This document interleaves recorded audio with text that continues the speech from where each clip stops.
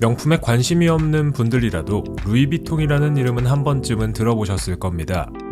명품의 대명사로 취급받는 프랑스 출신의 명품 브랜드, 1854년에 처음 탄생한 이래로 지금까지 꾸준히 사랑을 받아온 루이비통은 샤넬, 에르메스와 함께 세계의 3대 명품으로 불릴 만큼 인지도도 높고 인기도 많은 브랜드죠. 말 그대로 더 이상 설명이 필요 없는 수준이라고 해야 할까요? 과연 명품이라고 하면 누구나 떠올리는 루이비통의 숨은 역사와 재미있는 사실들은 무엇이 있을까요?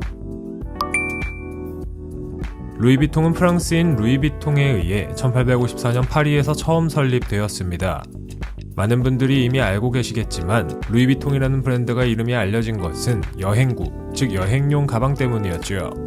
원래 상판이 둥글던 기존의 여행용 트렁크는 겹겹이 쌓을 수 없는 등 여러모로 불편한 점이 있었습니다.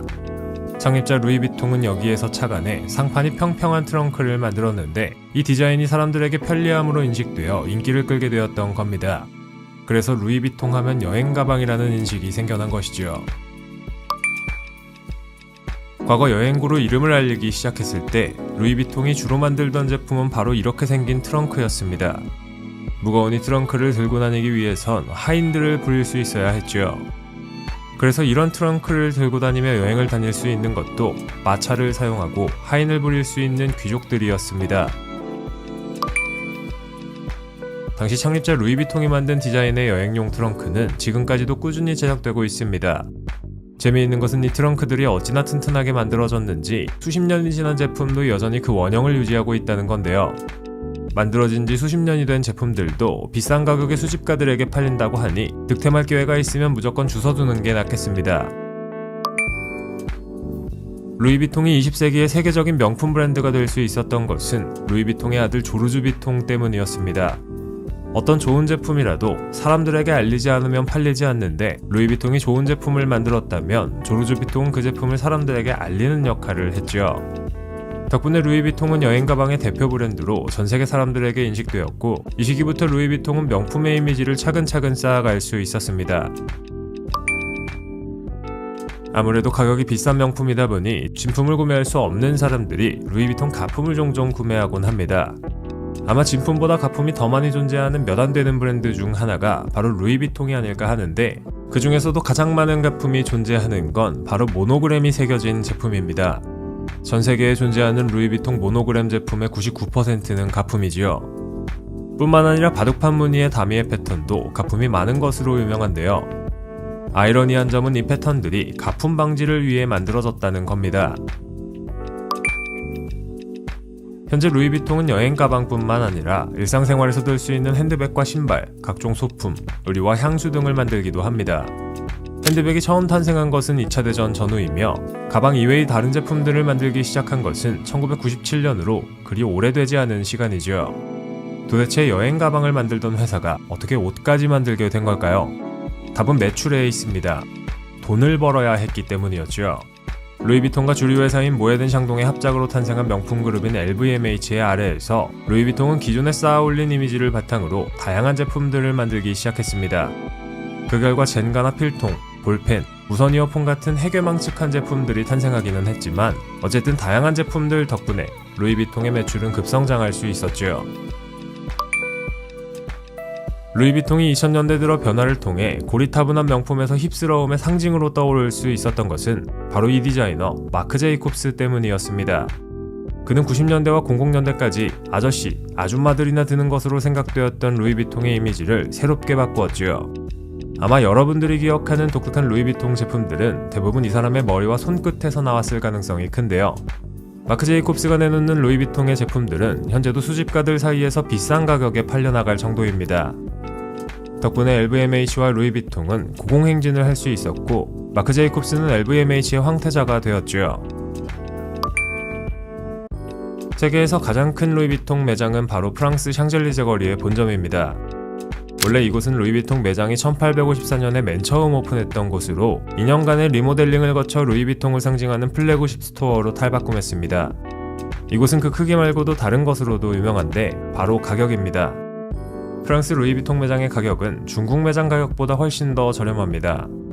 환율은 계속 변동되기 때문에 정확히 말할 수는 없지만 프랑스와 중국의 가격 차이를 비교해본다면 아마 파리행 비행기 티켓을 찾게 되지 않을까 합니다. 대부분의 여러분들이 루이비통을 접하는 건 가방이나 지갑 같은 제품들을 통해서일 겁니다. 대부분은 모노그램이나 다미의 패턴으로 만들어진 제품일 텐데요. PVC로 만들어진 이 캔버스 소재들은 물과 불에 강한 편입니다. 그래서 예전에는 라이터로 루이비통을 지졌을 때 타지 않으면 진품이라는 썰도 돌았죠. 원래 이 소재는 여행용 가방을 위해 만들어졌는데 아무래도 여행용 가방은 막 굴려야 하다 보니 튼튼하게 소재를 만들 수밖에 없었던 것으로 추측됩니다. 루이비통은 절대로 세일을 하지 않습니다. 그리고 아울렛에도 입점하지 않죠. 그만큼 루이비통은 철저하게 제품의 가격에 대한 관리를 합니다. 그래야 브랜드의 가치가 계속 유지되기 때문이죠. 또한 루이비통은 남는 재고를 불태워서 모두 없애버린다고 하는데요. 멀쩡한 제품을 태우는 이유 또한 루이비통의 브랜드 가치를 유지하기 위해서입니다. 그래서 제품을 산 후 세일 때문에 제품의 가격이 떨어지는 것을 보고 싶지 않은 사람들이 루이비통 제품을 많이 구매하기도 하죠. 앞에서 언급한 캔버스 소재 말고도 루이비통은 가죽으로도 제품을 만듭니다. 소가죽, 타조가죽, 악어가죽 등 다양한 소재로 가방과 지갑 등을 만드는데 이 중에서 단연코 가장 가격이 높은 것은 바로 악어가죽입니다. 루이비통의 악어가죽으로 만든 제품들은 루이비통이 소유한 악어가죽 농장에서 직접 재료를 얻어오는데요. 이로 인해서 동물보호협회의 지탄을 받았던 적도 있지요. 여행구로 유명했던 루이비통이 어떻게 핸드백을 만들게 되었을까요? 앞에서 2차 대전 전후로 루이비통이 핸드백을 만들기 시작했다고 말씀드렸습니다.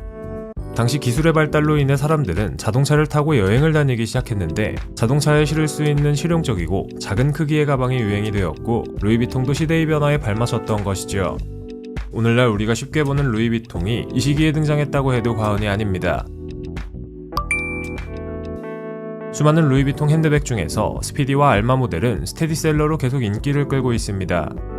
스피디 모델은 우리나라에서 삼초백으로 불릴 만큼 많이 팔린 제품인데요. 원래 이 제품은 영화 티파니에서 아침을에 출연했던 배우 오드리 헵번을 위해 디자인된 가방이었고 알마 모델의 경우 샤넬의 창립자 코코 가브리엘 샤넬을 위해 맞춤 제작된 적이 있기도 합니다. 인기 있는 모델 중 하나인 네버풀 토드백은 매우 튼튼해서 100kg 정도의 하중을 견딜 수 있다고 합니다. 사람이 들어가도 찢어지지 않을 정도라고 하니 말 다 했네요. 루이비통의 제품들은 모노그램, 다미에, 타이가 등 다양한 패턴으로 제작됩니다. 자신의 취향에 따라 다양한 제품을 고를 수 있는 건 좋은 점인데요. 그 중에서 여성들의 많은 사랑을 받는 패턴이 있는데 바로 에삐 라인입니다. 재미있게도 원래 이 패턴은 1923년 인도의 한 군주를 위해 만들어졌다고 하는데요. 가장 먼저 에삐 패턴으로 만들어진 제품이 티세트였다고 하니 놀라울 따름이네요. 창립자인 루이비통과 그의 아들 조르주 비통은 자신들이 만든 자물쇠에 매우 자부심을 가져서 미국의 한 마술사에게 자신들이 만든 자물쇠로 잠겨진 가방에서 탈출해볼 것을 제안하기도 했습니다. 그 마술사가 이 제안에 응답하지는 않았지만 덕분에 루이비통의 자물쇠가 튼튼하다는 것으로 사람들에게 인식되기 시작했지요. 루이비통도 지금까지 많은 콜라보를 했는데 아마 그중 가장 많은 관심을 끈 협업은 슈프림과의 협업이지 않을까 싶습니다. 아이러니한 점은 슈프림이 이전에 루이비통을 카피해 만들었던 스케이트보드 때문에 루이비통으로부터 고소를 당한 적이 있다는 점인데요. 어쨌든 콜라보 제품은 발매 당일 수많은 구매자들이 줄을 서는 것으로 그 기대를 증명했습니다. 협업 제품들은 최초 구매자들에 의해 최대 30배의 가격에 팔려나갈 만큼 인기를 끌었는데요. 이로 인해 리셀러들에 대한 비판의 목소리가 쏟아져 나오기도 했습니다. 2010년대에 들어서는 오프화이트를 맡았던 버지라블로가 루이비통의 남성복을 맡으면서 한 단계 더 높게 도약했습니다. 버지라블로는 스트릿 감성을 루이비통에 그대로 녹여 넣어 브랜드를 어나더 레벨로 올려두었지요. 루이비통의 디자이너 중에서 흑인이 별로 없었다는 점을 감안해보면 버지라블로의 발탁은 꽤나 이례적인 일이었습니다. 그만큼 버질이 루이비통의 브랜드 이미지를 바꿔주었으니 그 보답은 충분히 한 셈인데요. 안타깝게도 그는 최근 죽음을 맞이했는데 이는 루이비통에게는 큰 손실이라고 할 수 있겠습니다. 가끔 루이비통은 특이한 제품들을 만들기도 합니다.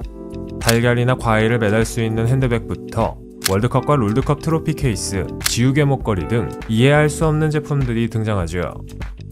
그들은 도대체 왜 이런 제품을 만들까요? 마케팅이 필요 없을 정도로 유명한 이 브랜드의 제품이라면 무엇이든 사는 사람은 언제나 등장하게 마련이니까 만드는 것 아닐까요? 그만큼 루이비통이라는 이름에 걸린 이미지는 사람들에게 크게 다가옵니다.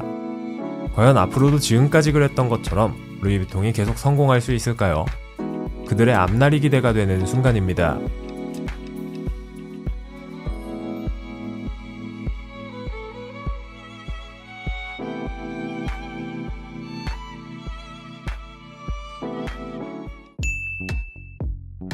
가방과 지갑에 새겨진 이 무늬 익숙하실 겁니다. 바로 프랑스의 가죽 제품 및 트렁크 제조사 고야드의 고유 패턴인데요. 수많은 왕족과 유명 인사가 선택한 고야드는 1853년 프랑스에서 시작되어 지금도 명품 브랜드 중 하나로 사랑받고 있습니다. 광고도 다른 명품 브랜드에 비해 거의 하지 않는 편이었고 유통업체도 상당히 적은 편이었던 고야드가 어떻게 우리에게 이름을 알릴 수 있었던 것일까요? 고야드는 1853년 프랑스 파리에서 그 역사를 시작했습니다. 창립자인 프랑수아 고야드는 원래 프랑스 부르고뉴 지방 사람인데 파리로 상경의 트렁크 제조업체에서 견습생으로 상류층의 트렁크를 만들기 시작했죠. 당시 그 회사의 사장이었던 루이 앙리 모렐이 프랑스와를 눈여겨보고 그에게 회사를 물려주게 되었고 이 공방이 고야드가 되었습니다. 고야드의 창립은 전통적인 트렁크 메이커로 유명했던 루이비통보다 1년 빠릅니다.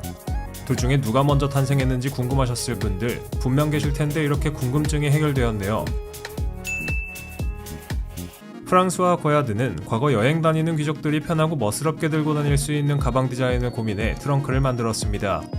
그는 귀족들이 자신들의 물건을 잘 구분할 수 있도록 트렁크에 이니셜과 가문의 문장을 새겨서 가방을 만들어 주었죠. 지금은 고야드에서 마카주라는 이름으로 이 서비스를 진행하고 있는데 나만의 제품을 만들 수 있기 때문에 인기가 많습니다. 고야드는 온라인으로 물건을 판매하지 않습니다. 에르메스 같은 명품 브랜드가 인터넷 보급 초기부터 온라인 쇼핑몰을 운영했던 것과는 대조적이지요. 고야드의 모노그램 패턴은 한동안 명품의 상징으로 사랑받았습니다. 루이비통이나 구찌의 패턴은 이름의 앞글자를 따서 만들어졌지만 고야드는 브랜드와 가문의 이름인 고야드의 가운데 알파벳 Y를 따서 만들어졌죠. 가방과 지갑에 새겨진 이 패턴을 잘 보시면 점이 작게 찍혀 있는데요. 이는 고야드 가문의 역사로부터 영감을 받아 만들어진 디자인이지요. 과거에는 이 패턴을 일일이 수작업으로 그렸으나 현재는 기계로 이 패턴을 그립니다. 고야드는 장마이클 시뇰이 1998년 인수하면서 새로운 회사가 되었습니다. 인수 전까지 패밀리 비즈니스였던 고야드는 이후 다시 명성을 되찾게 되었죠. 재밌는 것은 보통 이러한 공방 형태의 소규모 기업들을 리치모트나 캐링, LVMH 등에서 인수하는 경우가 많은데 고야드는 독립적인 행보를 통해 럭셔리 브랜드로 다시 설 수 있었다는 겁니다. 고야드는 2023년 2월 기준 국내 매장이 고작 4개입니다. 국내나 해외나 타 명품 브랜드에 비해 고야드는 매장 수가 그리 많지 않은 편이죠. 그렇다면 고야드가 성공할 수 있었던 요인은 무엇일까요? 두 가지로 성공 요인을 나눠보자면 우선 가볍고 활용성 좋은 가방이 아마 그 성공 요인이 아닐까 합니다. 우리나라에서 루이비통과 구찌가 많은 인기를 끌고 있지만 워낙 인기가 많고 많은 사람들이 사용하다 보니 좀 흔해졌다는 생각을 하는 사람도 있죠. 남들과는 다른 차별화되면서도 질 좋은 제품을 사람들이 찾게 되었고 마침 고야드의 제품들이 이 요건을 충족해 인기를 끌었던 겁니다. 고야드가 성공할 수 있었던 두 번째 요인은 바로 개인별 맞춤 서비스입니다. 앞에서 언급했던 마카주 말고도 고야드는 가방을 맞춤 제작할 수도 있죠. 최근 개성을 중시하는 젊은 층의 소비 심리와 맞물려 인기를 얻고 있는데요. 사실 고야드에서는 주문하는 것은 뭐든 다 만들어줍니다. 어떤 제품을 만들고 싶은지에 대한 구체적인 생각과 돈만 있으면 되죠.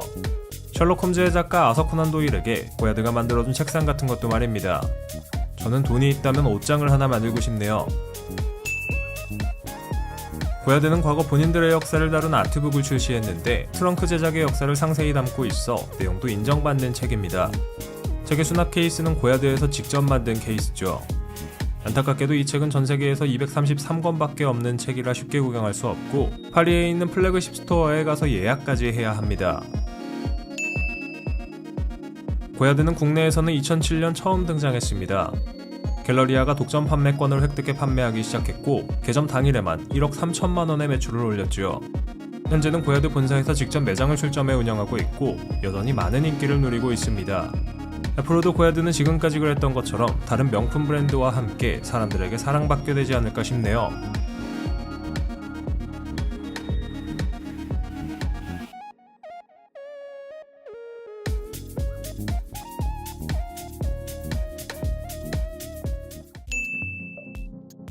유럽을 뒤흔든 나폴레옹 보나파르트의 칼과 프랑스의 왕이었던 루이 14세의 사냥총을 만든 브랜드, 그리고 프랑스에서 가장 오래된 명품 브랜드가 어디인지 아시나요? 바로 오늘 소개할 프랑스 출신의 뽀레르빠주입니다. 우리에게는 구름을 닮은 패턴으로 익숙하지만 사실 뽀레르빠주는 원래 칼과 총으로 더 유명했었죠. 어떻게 명품 브랜드가 칼과 총으로 더 유명한 걸까요? 그리고 도대체 어떤 역사와 사실들이 숨어 있는지 궁금하지 않으신가요? 1717년 뽀레르빠주는 프랑스의 왕실과 귀족들에게 총과 칼 등의 무기, 갑옷 등의 방어구를 납품하며 그 역사를 시작했습니다. 단순한 무기가 아닌 예술품으로 인정받고 프랑스 왕실로부터 수차례 인증을 받기도 했죠. 1717년부터 시작된 거면 에르메스나 루이비통, 샤넬보다 역사가 훨씬 더 깁니다. 여기까지는 많은 분들이 아시는 이야기입니다. 그런데 뽀레르빠주의 이름에 숨은 우리가 잘 몰랐던 사실이 있다는 것 알고 계신가요? 원래 뽀레르빠주는 창립자 루이 피그니의 이름을 따 피그니라고 불렸고, 조카인 장 르빠주에게 회사가 넘어간 뒤 여러 번 이름을 바꾼 끝에 1865년 뽀레르빠주라는 이름을 갖게 되었습니다. 덴마크의 작가 한스 크리스티안 안데르센이 인어공주를 쓴 건 1836년입니다. 뽀레르빠주가 이 동화보다 오래되었다는 건 좀 놀랍죠. 또한 뽀레르빠주는 1789년의 프랑스 대혁명과 1830년의 7월 혁명 시기 혁명군에게 무기를 공급했던 적이 있습니다. 뽀레르빠주가 전쟁을 위한 무기는 만들지 않았고 의식에 사용되는 무기만 만들었다고 하지만 그 칼이 혁명에서 쓰이지 말라는 법은 없었던 것 같습니다. 도대체 총과 칼을 만들던 공방이 어떻게 가죽 가방과 지갑을 만드는 명품 브랜드가 된 걸까요? 답은 가방입니다. 총과 칼이 있다면 총을 담을 총집이나 칼을 담을 칼집도 필요했겠죠. 최고의 무기를 만드는 공방답게 그걸 담는 가방도 최고급으로 만들고자 했던 것이 뽀레르빠주였고, 결국 이렇게 얻은 가죽 세공 기술로 1929년부터 가죽 제품을 만들기 시작했습니다. 뽀레르빠주가 지금과 같은 모습을 갖게 된 건 2000년대 들어서입니다. 디올에서 일하던 어거스틴 드 부베펜트가 뽀레르빠주를 인수하고 2012년 프랑스 파리에 첫 매장을 열면서 가죽 제품을 만드는 브랜드로 탈바꿈했죠. 이런 뽀레르빠주의 가장 큰 장점은 바로 희소성입니다. 전 세계의 매장 수가 그렇게 많지 않아 구매가 쉬운 편은 아니죠. 2024년 기준 전 세계의 매장이 11개밖에 없을 정도인데요. 비슷한 느낌의 명품 브랜드인 루이비통이 400개가 넘는 매장을 세계에 두고 있는 걸 생각해보면 이해가 쉽습니다. 한국에도 뽀레르빠주 매장이 있었지만 2024년 1월 기점으로 철수해서 아쉽게도 뽀레르빠주를 이제는 국내 매장에서 만나볼 순 없지만 희소성을 원하는 사람이라면 온라인으로도 충분히 구매할 수 있다는 걸 알아두면 좋겠네요. 무기와 관련된 역사 때문에 뽀레르빠주의 제품들 중에는 대부분 과거 전쟁이나 사냥에서 사용되던 물건들의 디자인을 따온 것이 많습니다. 총 모양 가방이 괜히 나온 게 아니죠. 뽀레르빠주만의 독특한 패턴 어디선가 많이 본 것 같지 않으신가요? 이 패턴은 에카이유라고 불리는데 프랑스의 상류층에게 납품하던 갑옷과 칼, 총기 등에 각인되어 있던 비늘 문양을 현대적으로 재해석해 만든 패턴입니다. 이 패턴은 브랜드만의 특별한 디자인으로 인정받고 있죠. 이 에카이유 패턴을 가방과 지갑에 새기려면 꽤 복잡한 과정을 거쳐야 합니다. 틀에 걸린 실크에 잉크를 투과시켜 인쇄하는 방식인 실크 스크린 기법을 사용해 면 캔버스 위에 패턴을 찍어내죠. 검은색, 여러 갈색과 노란색이 차례대로 인쇄되고 이렇게 패턴이 새겨진 후에는 7단계를 거쳐 제품이 완성됩니다. 참고로 패턴에서 노란색 부분은 그리스 로마 신화에서 전쟁의 신인 마르스에 대한 경의의 표시죠. 무기를 만들던 브랜드답다는 생각이 들지 않나요? 뽀레르빠주의 에카이유 패턴은 다양한 색을 자랑합니다. 이 색들에도 의미가 숨어 있다는 것 알고 계시나요? 파란색은 뽀레르빠주의 고향인 파리를 상징하는 색깔입니다. 녹색은 뽀레르빠주가 검을 납품했던 나폴레옹의 색깔이었으며, 갈색은 소총의 개머리판 부분에서 영감을 받았죠. 또한 그레이 컬러는 무기를 만드는 데 사용되는 금속에서 따왔는데요. 써놓고 보니 참 그럴듯하네요. 뽀레르빠주에서는 2024년 3월 현재 시크릿 케이스라는 제품을 팔고 있습니다. 콘돔이나 동전을 넣으라고 만든 건 아니지만 안에 말 그대로 아무거나 넣을 수 있죠. 뽀레르빠주의 매장은 각 나라마다 다른 컨셉을 갖고 있습니다. 얼마 전까지 서울에 있었던 매장은 가문의 마지막 수장이었던 에메랑리 뽀레르빠주의 식당을 재현했고, 싱가포르의 매장은 정원 컨셉이며 타이베이의 매장은 오두막집 컨셉입니다.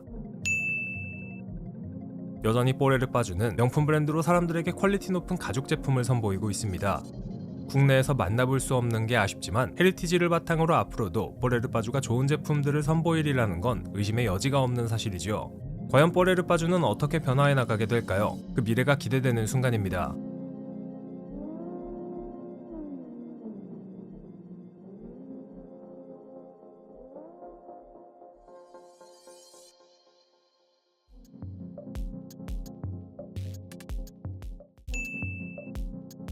모이낫은 좀 이상한 명품입니다. 처음 듣는 것 같이 낯설고 매장도 전 세계에 28개, 한국에 고작 2개밖에 없습니다. 그런데 가격은 웬만한 명품보다 더 비쌉니다. 도대체 이 브랜드 뭘까요? 같은 명품 시장 안에 있지만 완전히 다른 길을 간 브랜드가 있습니다. 바로 프랑스 출신의 모이낫인데요. 루이비통이 로고와 모노그램으로 세상을 장악했다면 모이낫은 드러내지 않고 오랜 기간 동안 살아남은 브랜드입니다. 다른 브랜드가 사람들에게 알려지는 걸로 성공했다면 모이낫은 오히려 자신의 정체를 감추는 생존 방식을 채택했죠. 과연 모이낫의 숨은 역사와 재미있는 사실들은 무엇이 있을까요?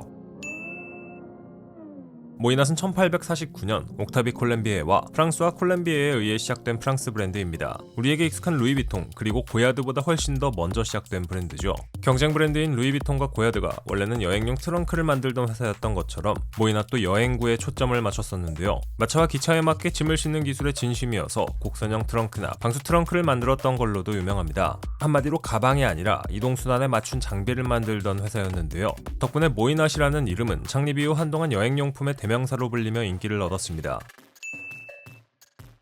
수많은 브랜드들은 창립자의 이름을 따서 브랜드를 만들지만 모이낫은 그렇지 않습니다. 왜일까요? 두 창립자는 당시 여행용품 분야의 전문가였던 폴린 모이낫과 협업해 제품을 만들었기 때문입니다. 그런데 이 브랜드 한번 죽습니다. 1960년대 들어서 여행용 가방이 생각만큼 잘 팔리지 않고 인기를 끌지 못하게 되자 매출은 수직 하락했죠. 결국 1976년 모이낫이라는 이름은 매장이 폐쇄되면서 사라지게 되는데요. 보통의 브랜드는 살아남으려고 모든 수단을 동원하는데 모이낫은 흔적도 없이 사라졌고 결국 35년 동안 시장에서 존재하지 않게 됩니다. 그리고 모이낫이라는 이름은 다시 한번 살아납니다. 모이낫의 부활을 밀어준 건 바로 우리에게도 익숙한 LVMH입니다. 루이비통과 온갖 명품들로 유명한 이 그룹의 회장 베르나르 아르노가 2010년대 들어서 모이낫이라는 브랜드를 인수합니다. 여기까지 보면 전형적인 명품 부활의 스토리 같지만 다른 명품 브랜드와 다른 모이낫만의 차별점이 있습니다. 바로 광고를 상대적으로 적게 한다는 겁니다. LVMH 그룹 내의 수많은 브랜드들이 마케팅에 공을 들이는 것과는 다르죠. 그래서 전략이 다른 브랜드와는 완전히 반대라고 할 수 있는데요. 다른 명품들은 더 많이 팔고 더 유명해지고 더 비싸지는 구조인데 모이낫은 적게 팔고 더 희귀해지고 더 비싸집니다. 그래서 생긴 포지션이 독특합니다. 이건 부자들이 들고 다니는 가방이 아니라 부자들끼리만 알아보는 가방입니다. 모르는 사람이 보면 그냥 비싼 가방이고 아는 사람만 알아보는 물건이죠. 일주일에 모이낫이라는 이름 아래에서 만들어지는 가방이 고작 30개 정도라고 하니 말 다 했습니다. 그래서 모이낫은 과시용 명품이 아닙니다. 남 보여주려고 사는 게 아니라 자기 만족에 가까운데요. 조용히 비싼 걸 좋아하는 사람들, 그리고 그걸 굳이 티내고 싶지 않은 사람들, 딱 그런 사람들을 위한 브랜드죠. 더 재미있는 건 LVMH가 모이낫을 인수했을 때 소위 말하는 아카이브라고 하는 게 거의 남아있지 않았다는 겁니다. 한마디로 기존의 모이낫이라는 브랜드가 뭘 만들었는지 아무도 몰랐다는 건데요. 35년 동안 문을 닫은 회사였으니 그럴 법도 합니다. 그래서 LVMH는 모이낫의 아카이브를 구성하는 작업을 진행했습니다. 19세기 그리고 20세기 모이낫이 만들어온 트렁크와 가방을 벼룩시장에서 뒤져서 연구하고 도서관을 방문하며 당시의 광고를 찾아내 제품이 어떻게 만들어졌는지를 파악해야 했죠. 이렇게 해서 탄생한 게 현재 모이낫이 판매하는 가방들입니다. 그래서 모이낫은 좀 불친절합니다. 설명도 없고 친절하게 다가오지도 않습니다. 대신 알아볼 사람이라면 알아보겠지라는 전제를 깔고 제품을 만듭니다. 요즘 명품들이 어떻게든 눈에 띄려고 애쓰는 것과는 정반대죠. 다른 브랜드처럼 M 이니셜이 새겨진 모노그램 로고가 박힌 가방을 내놓기도 하지만 사실 그게 어떤 브랜드의 제품인지 한눈에 알아차리는 사람은 많지 않습니다. 그래서 이 브랜드는 친절하게 다가오는 대신 브랜드 가치를 이해하는 사람만 사라는 식으로 판매를 합니다. 어떻게 보면 굉장히 오만한 태도인데 동시에 그 오만함이 이 브랜드의 가치가 됩니다. 왜냐하면 이건 더 많이 팔기 위한 구조가 아니라 애초에 아무나 못 사게 만드는 구조이기 때문입니다.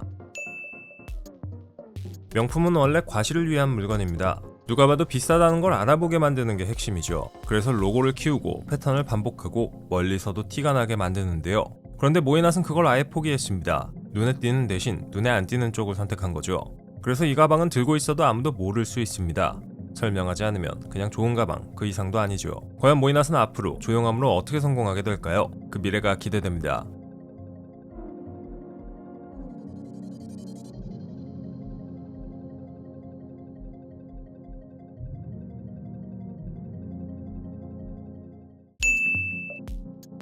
펜디의 FF 로고는 펀퍼, 즉 재미있는 털이라는 뜻이 숨어 있습니다. 무피와 가죽 제품으로 펜디의 역사가 시작되었다는 걸 감안하면 그럴싸하네요.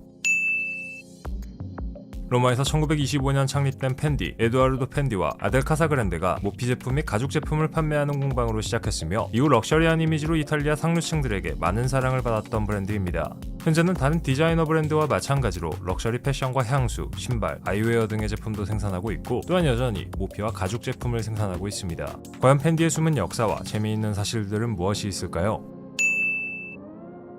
한동안 로고를 내세우는 패션 아이템이 사랑받았는데요. 디올도, 베르사체도, 구찌도, 그리고 펜디도 다시 자사의 제품에 로고를 찍어서 팔기 시작했습니다. 펜디의 F가 2개 겹친 이 로고는 칼 라거펠트가 1966년 만든 로고인데요. 루이비통이나 구찌처럼 한눈에 펜디임을 알아볼 수 있게 만든 로고죠. 초기에는 피혁 제품의 안감에만 프린트되었지만 이후에는 여러분도 아시다시피 제품의 겉면에도 프린트되기 시작했습니다. 1차 대전 이후 이탈리아는 산업화로 인해 급속도로 발전했고 이로 인해 구매력을 갖춘 신흥 중산층이 늘어났는데요. 당시 펜디의 제품은 퀄리티가 높은 제품으로 중산층들에게 인기를 끌었고 1930년대와 40년대 브랜드가 급속도로 성장하게 됩니다.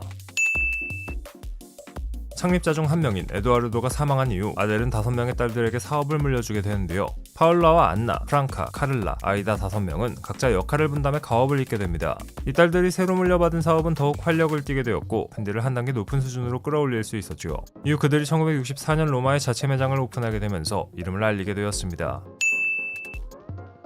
1965년 펜디의 자매들은 칼 라거펠트를 펜디의 크리에이티브 디렉터로 고용하게 됩니다. 처음 그가 크리에이티브 디렉터가 되었을 때 모피 제품과 레디투웨어 제품을 맡았는데요. 당시 모피는 비싼 옷, 즉 사치품이었기 때문에 높은 신분의 사람들만 입을 수 있는 옷이었습니다. 펜디와 라거펠트는 모피를 가볍고 패셔너블한 하나의 패션 아이템으로 변화시켰는데요.